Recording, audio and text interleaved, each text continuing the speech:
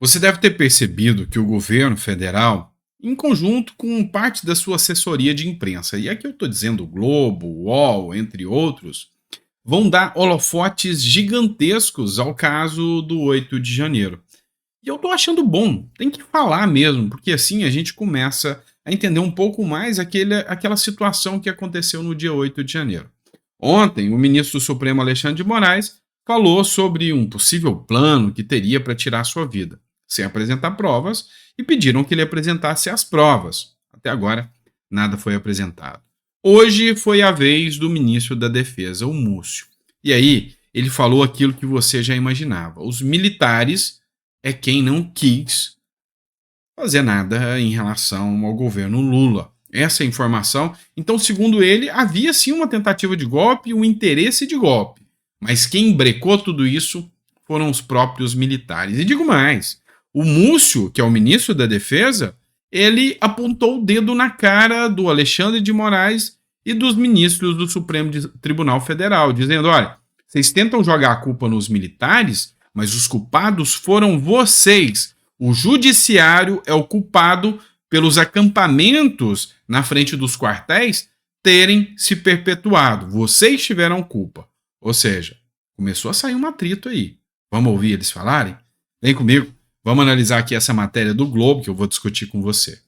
O Múcio disse o seguinte: havia sim a vontade do golpe, ou seja, a vontade de que Lula não subisse a rampa, não se tornasse o presidente da República e acontecesse o artigo 142, como foi muito solicitado, muito proclamado, pessoas com cartazes pedindo ao Exército para que tomasse alguma medida.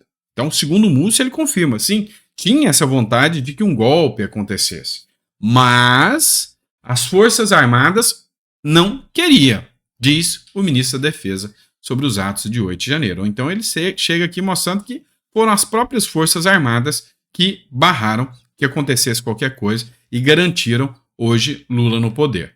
No segundo dia da série de entrevistas e reportagens do Globo sobre os ataques golpistas do 8 de janeiro, o ministro da Defesa, o José Múcio Monteiro, admitiu que havia até alguns militares dispostos ao golpe, mas afirmaram que as instituições não embarcaram na empreitada. O titular da pasta, responsável pelas Forças Armadas, também reconheceu que houve erro na condução do acampamento em frente ao QG do Exército, mas ele cobrou o Poder Judiciário por não ter determinado a saída dos extremistas antes da invasão à sede dos três poderes. Abre aspas para a fala do Múcio aqui. Será que se nós tivéssemos tomado uma providência mais dura, não teríamos promovido uma cisânia dentro das Forças Armadas? Fomos dentro do que a lei mandava. Por que a justiça não determinou que se tirasse? Por que tinha que ser um ato imposto pela defesa? A justiça não tirou só depois do dia 8? Não poderia partir de nós. Poderíamos ter precipitado uma cisânia, faria tudo de novo do jeito que eu fiz, é o que afirma o ministro aqui da Defesa, José Múcio, que fez o papel de estabelecer um bom diálogo entre os militares e o governo Lula hoje, indicando ali os militares que tomariam a postos ali como comandantes do Lula. Então houve uma grande participação dele. No começo do dia 8 de janeiro ele entrou em conflito ali, tem uma cena de uma discussão dele e do Flávio Dino batendo boca, ou seja, ele foi um ministro que durante os atos do dia 8 de janeiro ali, ele teve um papel crucial a favor do governo Lula, ele que entrou em alguns embates aí com os petistas, mas foi um ministro crucial para o governo Lula. E o ponto aqui é que ele chamou a discussão para si e apontou o dedo para o judiciário e falou: por que o judiciário não resolveu? Fica aí conversando e tudo, mas o judiciário também não fez nada. O judiciário sabia que estava acontecendo, tinha investigações em curso, o judiciário sabia e o judiciário não fez nada, deixou que tivesse acontecendo. E aí vem o judiciário acusar o Ibanez, acusar outros por omissão. Esse é o grande ponto. O Múcio aqui falou mais do que, mais do que talvez o governo quisesse que ele falasse, né? Ou seja, apontar o dedo para o judiciário nessa hora em que o judiciário está tão afável, tão amigável ao governo, não vai agradar muito a base petista aí, pode ter certeza disso. Outro ponto que a gente vai falar agora, já mudando de assunto, é a questão do choqueio. muitas pessoas estão levantando aqui discussões sobre a atuação de um grupo tão forte, de um grupo tão estabilizado nas redes sociais e que promoveram ajuda aí à campanha do Lula. Inclusive, o próprio ex-presidente Jair Bolsonaro fez denúncia no sentido de que a chapa Alckmin-Lula deveria ser cassada por causa do uso de influenciadores digitais. Pois bem, olha só, o Capitão Malden, que é deputado, ele fez a seguinte postagem: silêncio ensurdecedor. O STF, Supremo Tribunal Federal, ignorou o caso da Choquei e não respondeu sobre a inclusão do perfil no inquérito das fake news. Você deve estar sabendo do caso da Choquei, mas eu vou tentar te explicar. A Choquei é uma página de fofoca.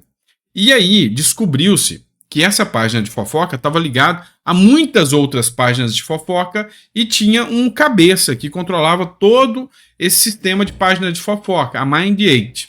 E essa Mind8, ela é totalmente apoiadora do governo Lula e descobriu-se agora também que, inclusive, ela recebia dinheiro público e tinha até campanhas feitas com a Petrobras, dentre outros, mediante alguns contratos que supostamente foram vazados aí nas redes. E aí, o que mais pega é em relação àquele caso da Jéssica, lá de Araguari, que tirou a sua própria vida devido a uma fake news divulgada por essa página, Choquei.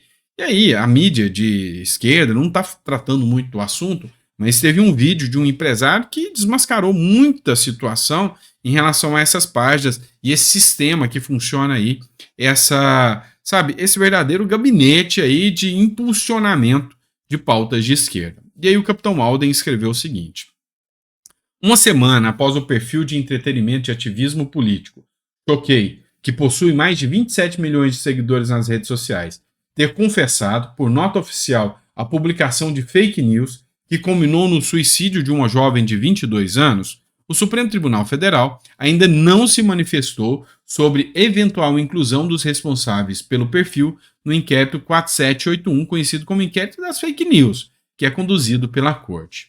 O dono do perfil é próximo da primeira-dama, Janja da Silva, e usou sua influência nas redes sociais para apoiar a candidatura de Lula no ano passado.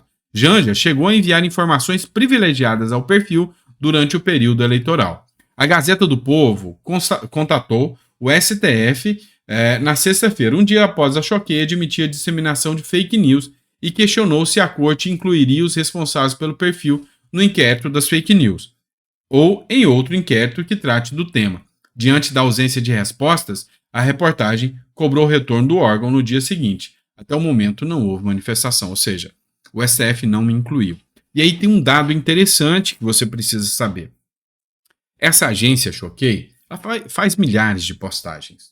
E aí o Twitter, que é o X agora, que é uma plataforma também de rede social, ela tem um sistema de checagem que os próprios internautas vão lá e fazem a checagem e juntam ali os argumentos do porquê que aquela matéria é ou não fake news. E, inclusive, vários artistas famosos falaram das fake news dessa agência. Inclusive, teve um MC Daniel que falou em extorsão por parte dessa agência contra ele. Então, as denúncias são graves e aí, como ele não cedeu à extorsão, essa agência espalhou várias fake news em relação a ele, né?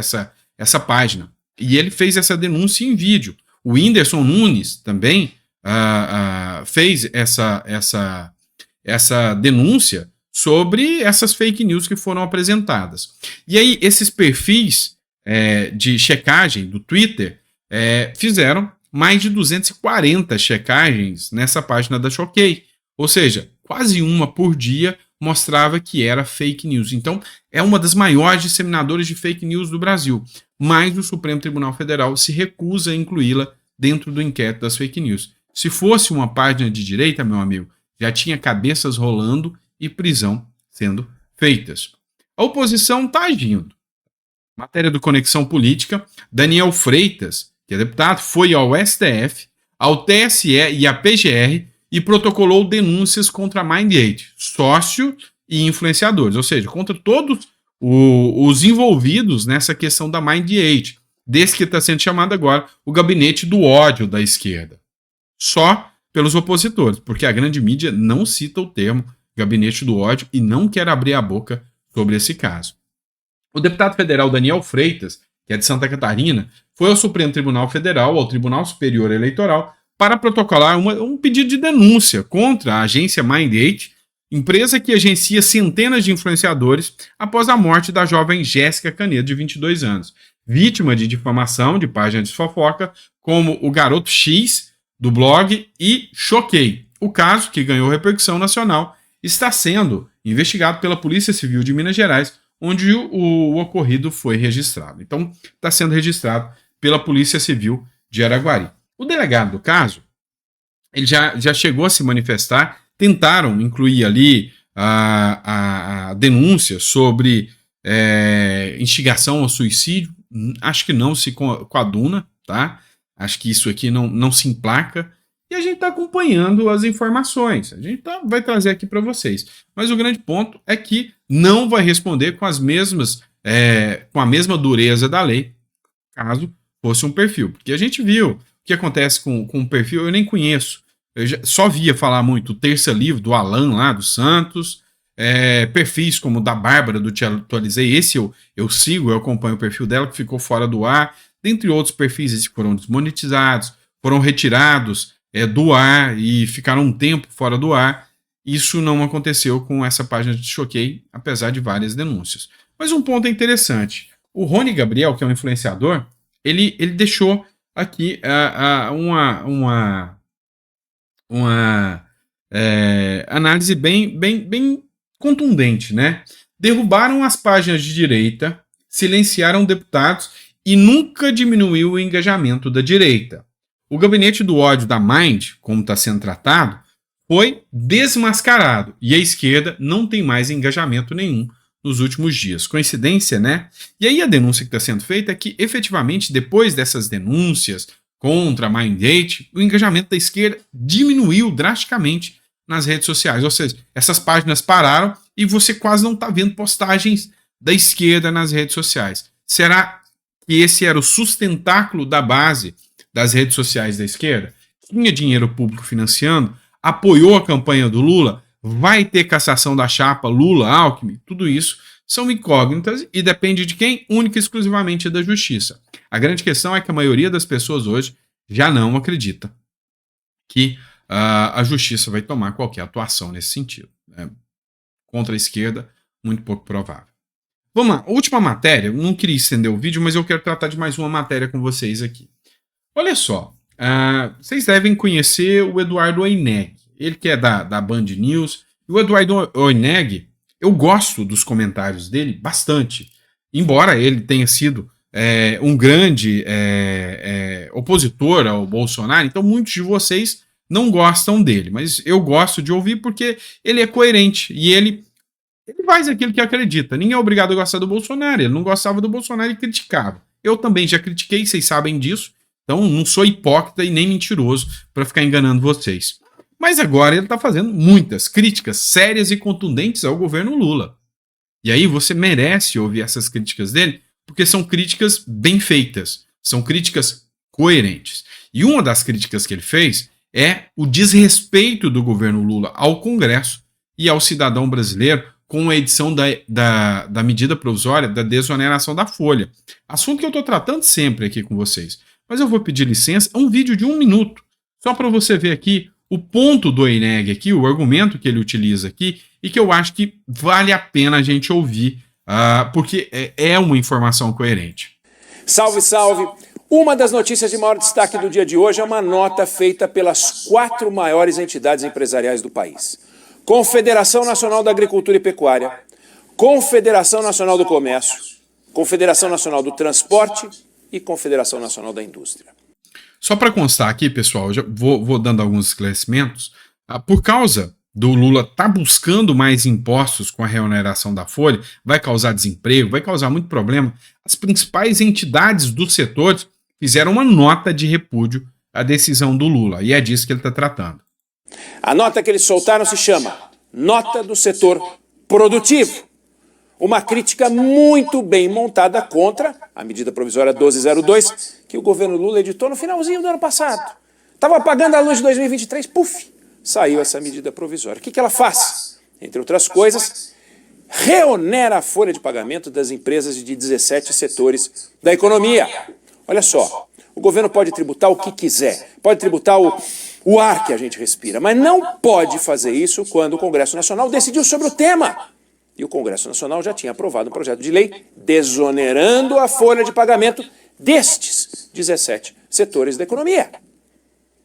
O presidente Lula, exercendo o direito dele incontestável, vetou aquela lei do jogo. Aí o Congresso, também exercendo um direito incontestável, foi lá e derrubou o veto. Passos que fazem parte do jogo democrático. Tudo previsto para acontecer. É normal que seja assim. O governo entendeu que não deveria abrir mão de receita. Vetou. O Congresso falou, não vou encarecer a contratação de mão de obra. Precisamos de emprego no Brasil. Derrubou o veto. O que não é do jogo é o governo brincar com o Congresso Nacional. Pegar uma decisão do Congresso, jogar no lixo. Aí, no lugar, cria uma medida provisória que diz o contrário do que decidiram deputados e senadores dias antes. Isso é uma vergonha, é um desrespeito. Para um governo que bate bumbo com o seu compromisso com a democracia, é muito pior. Para um governo que bate bumbo para o respeito que diz ter pelas instituições, muito pior. Um governo que vive esculhambando o governo anterior, acusando Jair Bolsonaro de ter sido antidemocrático, aí vem esse governo e baixa uma medida provisória que violenta o pacto das instituições. O pacto que dá ao Congresso a tarefa de aprovar leis e de derrubar vetos presidenciais. O governo tem que aprender, e aprender de uma vez por todas, que não pode achar que a conta sempre tem que ser paga pela sociedade. A gente entrega mais de 1/3 de tudo que a gente ganha para financiar o Estado. O Estado que se vire para cortar despesas, coisa que ele não faz. A gente não sabe ainda qual vai ser a solução que o Congresso Nacional vai dar, porque a medida provisória está aí, mas o que se sabe até o momento é que o Congresso tende a dar um corretivo no governo para parar de ser tratado feito bobo. Aliás, a sociedade também não pode ser tratada feito boba. Tomara que isso aconteça mesmo. Impecável. Eu não tiraria nada das falas do Oineg.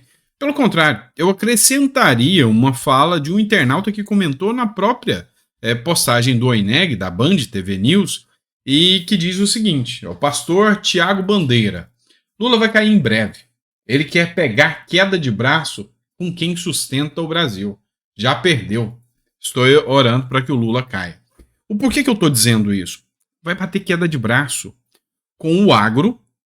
O STF agora vai ter que julgar a ação do Lula, que recorreu contra